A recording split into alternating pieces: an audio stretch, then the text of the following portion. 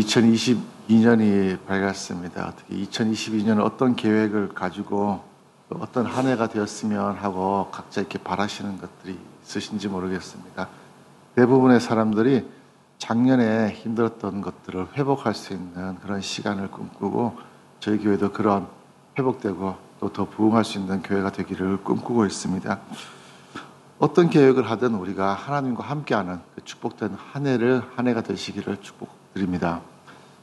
세상 사람들은 누구와 함께하냐에 따라서 삶이 달라진다고 하잖아요.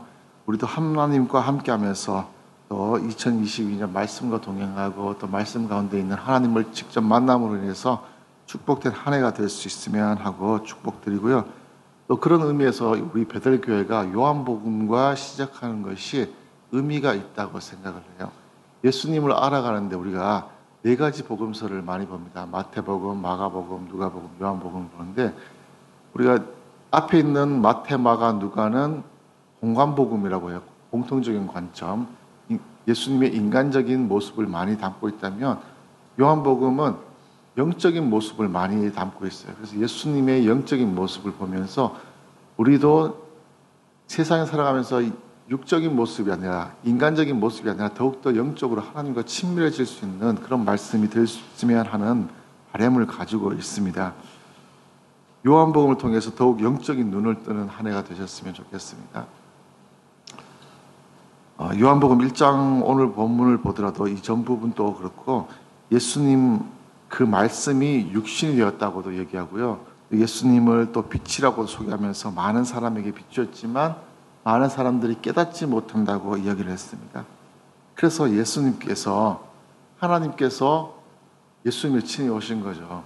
한번 생각을 해보시면 하나님께서 만든 그 작품, 세상을 만드시고 가장 아끼는 사람을 만드셨죠. 그리고 하나님께서 친히 그 작품이 되신 거예요. 내가 만든 작품엔 내가 된 거예요. 어떻게 보면 이해가 되지 않는 거죠. 그 사진을 찍고 그 사진에 있는 그 작품이 내가 그 사진으로 변한다. 이거는 영 어색한 거잖아요. 그런데 예수님께서 그렇게 되신 거예요.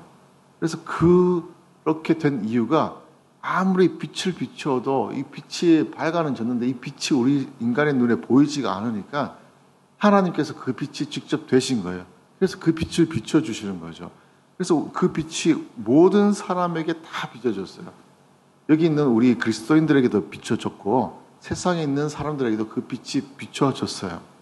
그런데 그 빛을 싫어하더라고요. 그래서 그 빛을 싫어하기 때문에 그 빛을 보고도 눈을 감고 피하기도 하고 그래서 그 빛을 깨닫지 못하고 영접하지 못하는 것이죠. 그럼 오늘날에 살아가는 우리에게는 빛을 받아들이고 빛을 보고 빛과 함께 살아간다면 우리는 어떤 모습으로 어떻게 살아가야 될까? 우리에게 다가오는 빛은 어떤 빛으로 되어야 될까? 우리가 잘 아는 시편 119편, 105편에는 우리 말씀을 이렇게 설명하고 있습니다. 주의 말씀은 내 발의 등이요 내 길의 빛이니이다 라고 말씀하면서 우리에게 있는 빛이 또 2022년을 살아가는 빛이 무엇이 되어야 될까라는 것을 보면 주님의 말씀이 빛이 되고 내 앞길을 비추는 빛이 되어야 된다는 것들을 우리에게 말씀합니다. 그래서 우리가 단순히 성경을 읽고 말씀을 읽고 묵상하는 것만을 또 얘기를 하는 것이 아니라요. 요한복음 1장 1절을 보면요. 태초에 말씀이 계시니라. 그 말씀이 하나님과 계셨다 그러고 또 그 말씀이 곧 하나님이라고 얘기를 하고 계시죠. 그 얘기는 그 말씀이 내 마음속에 비추고 빛으로 비추면서 그 말씀이 내 삶을 비추고 내 길을 인도하고 또 내 삶을 그대로 살아가게끔 하는 힘이 되는 것이 그 말씀이라는 것들을 우리에게 말씀을 하고 있습니다. 그래서 119편 130절을 봐도 주의 말씀을 열면 빛이 비추어서 우둔한 사람에게 깨닫게 하신다고 합니다. 그 얘기가 내가 아무리 지혜로워도 하나님 앞에 지혜로울 수 없잖아요. 그래서 내게 빛을 비추고 하나님의 말씀을 비추면 내가 그 말씀을 깨달아서 그 말씀대로 살아가는 것이고 그 얘기는 내가 주님을 영접하는 그 삶으로서 살아가서 내가 지혜로운 세상 사람이 우둔한 세상 사람이 아니라 예수 그리스도의 지혜를 본받고 그 뜻대로 살아가는 삶을 이야기를 하는 것이죠. 그래서 주의 말씀을 묵상하고 내 마음속에 간직하는 삶, 이 삶은 결국 하나님을 내 삶에 모신 삶이죠. 그래서 12절에도 말씀하는 것이 영접하는 자를 또 얘기를 하고요. 또 14절에서도 얘기하는 것이 그 말씀이 육신이 된, 그 성육신 된 그 사건을 이야기를 하는 것이죠. 그래서 그것을 보면 하나님의 말씀, 그 말씀이 곧 하나님이신데 그 하나님이 빛을 비추시며 사람들에게 빛을 비추지 못하니까 또 육신이 된 거예요. 그리고 그 육신을 눈으로 보니까 그 빛을 보게 되는 것이고 그래서 그 빛을 깨닫게 되는 거예요. 그래서 요한복음은 이런 예수님을 우리에게 설명을 하고 있고요. 그 예수님께서 우리에게 영접하는 그 사람들에게 그리고 계속해서 하나님의 자녀가 되는 권세를 주셨다고 하는 것이 이제 오늘 말씀과 계속해서 나가는 말씀이죠. 그런데 어떨 때는 우리에게 빛이 비추는 것이 겁이 날 때가 있어요. 너무 밝은 곳에서는 먼지가 다 보이는 것처럼 하나님의 빛이 비추는 내 삶에 내가 다 잘하고 있으면 다행인데 못하는 부분도 있고 죄된 부분도 있기 때문에 하나님의 빛이 나에게 비춘다는 것이 한편으로 부끄러워서 그 빛을 피하는 것도 많죠. 여기 있는 우리도 그런데 세상 사람들에게는 그 빛을 보면서 내 죄가 너무 많이 드러나니까는 그것을 인정하지 못하고 또 그것을 깨닫지 못하는 것도 너무나 많은 것 같아요. 그럼 오늘 본문을 보면서 제가 묵상한 말씀이 무엇이냐면 14절의 말씀을 보면은 그 말씀이 육신이 되었다고 하는 예수님의 성육신 사건을 이야기를 하고 있어요. 하나님이 곧 육신이 되면서 또 그 말씀이 육신이 되고 그래서 사람들에게 빛을 비추었는데 예수님을 닮아가는 우리가 이 말씀을 묵상할 때 내 삶에는 이것이 어떻게 되어야 될까? 하나님의 말씀이 나에게 비추고 또 어떻게 보면 내 삶에 내주하고 계시잖아요. 그럼 그 삶이 나만을 비추는 것이 아니라 내 삶이 예수님처럼 빛된 삶을 살아야 되는데 어떻게 살아가고 있나? 그 얘기는 말씀이 내 안에서 들어오셔서 내가 그 말씀대로 살아가는 삶, 내 육신에 나타나는 그 하나님의 말씀을 내가 드러내고 있는 삶을 살고 있느냐라는 것들을 저는 오늘 이 말씀을 보면서 묵상이 되더라고요. 그러니까 이 말씀대로 살아가는 삶, 내 삶에 그대로 되는 삶, 어떻게 보면 많은 사람들이 보면서 목사님이시군요. 목사님의 삶은 참 다릅니다. 목사님의 삶은 참 누가 봐도 행동이 참 바릅니다. 이런 말이 나와야 되는데 제 삶을 보면서 그 말이 나올까? 물론 다행인지 모르겠는데 제가 베트남 여기서 만나는 분은 대부분 저희 교회 성도님밖에 없어서 제가 목사인 걸 대부분 아니까 그나마 다행인데 전혀 모르는 사람이 만나서 목사님이시군요. 어떻게 하셨습니까? 삶이 달라요. 이런 소리 한번 듣고 싶은데 아직 못 들어봤어요. 그 얘기는 내 삶에서도 아직 그리스도인의 삶 아니면 목사로서의 삶이 드러나는 그 삶의 열매가 없다는 것을 말씀을 하고 있는 것 같아요.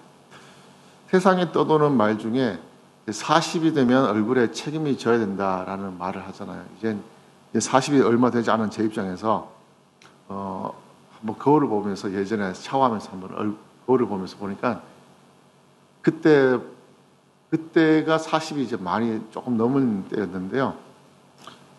그 얼굴이 거울에 비춰진 내 얼굴이 내 삶을 책임져 줄 수 있는 얼굴이 아니더라고요.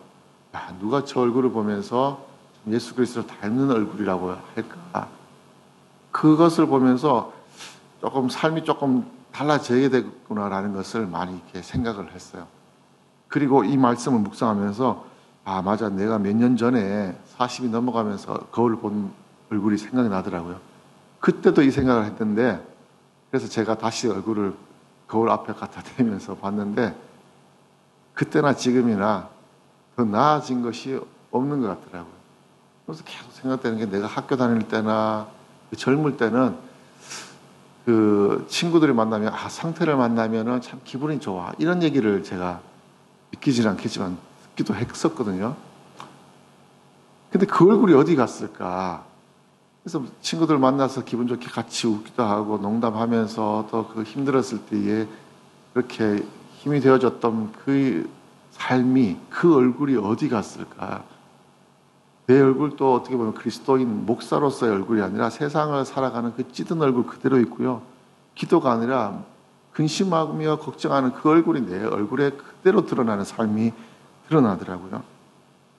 그러면서 베트남 와서는 좀 그래도 얼굴이 펴졌을까라고 보니 똑같아요. 그나마 이제 파마를 해서 좀 나아졌는지 모르겠는데 인위적으로 뭔가를 해야 조금 얼굴이 부드러워진다는 그것이 또 한편은 또 슬픈 것 같아요. 내 삶에 그리스도의 삶을 살아가는 것이 아니라 내가 무언가를 해야 조금 달라 보이는 것이 또 좀 하나님 앞에 아쉽더라고요. 그래서 자꾸 묵상하면서 말씀을 보면서 나가는 것이 내 하나님의 말씀이 내 삶에 그대로 비추어서 그 말씀대로 살아가는 삶. 그리고 많은 사람들이 내 삶을 보면서 저게 그리스도를 믿는 사람들의 삶이구나. 그리스도인의 삶이구나라는 것을 깨달았으면 좋겠는데 나는 자꾸 생각하고 묵상만 되지 이게 삶으로 잘 안 나타나더라고요. 그래서 하나님의 말씀이 내 삶의 육신으로 드러날 수 있는 삶이 올 한 해 또 살아야겠구나. 말씀대로 사는 삶을 살아야겠구나라는 것들을 느끼게 됩니다. 우리 사랑하는 베들교회 성도 여러분, 여러분에게는 어떤 계획이 있는지 모르겠습니다. 송구영신 예배 때 기도하다 보니 목표가 올해는 통독의 목표, 또 작년보다 더 많이 다독하고 싶은 그런 목표를 세우셨더라고요. 그 말씀을 읽는 것도 읽고 또 묵상하는 것도 묵상해서 어떻게든 말씀을 내 속에 받아들이고 빛을 받아서 그 빛이 말씀, 육신으로서 드러나고 그 빛을 비출 수 있는 삶이 되었으면 하는 바람을 가져봅니다. 이런 식물이 지금은 죽었지만 살아있다고 한번 생각을 해보세요. 물만 먹는다고 되는 것이 아니라 빛이 비추어야 되잖아요. 그리고 또 빛이 비추어야만 열매를 맺어요. 하나님의 빛, 말씀의 빛이 우리 삶에 제대로 비추어서 말씀을 읽고 또 묵상해서 그 말씀대로 살아가는 그 삶을 살아가는 한 해가 되시기를 주님의 이름으로 축원드리겠습니다. 우리 같이 기도했으면 좋겠습니다. 하나님, 올해 말씀을 읽습니다. 또 올해 말씀을 묵상합니다. 그 말씀이 내 삶을 비추어서 내 삶이 말씀대로 살아가는 삶이 될 수 있도록 인도하여 주옵소서. 말씀이 내 육신에 드러나는 그 말씀을 살아가는 한 해가 될 수 있도록 인도하여 달라고 우리 이 시간 함께 기도하겠습니다.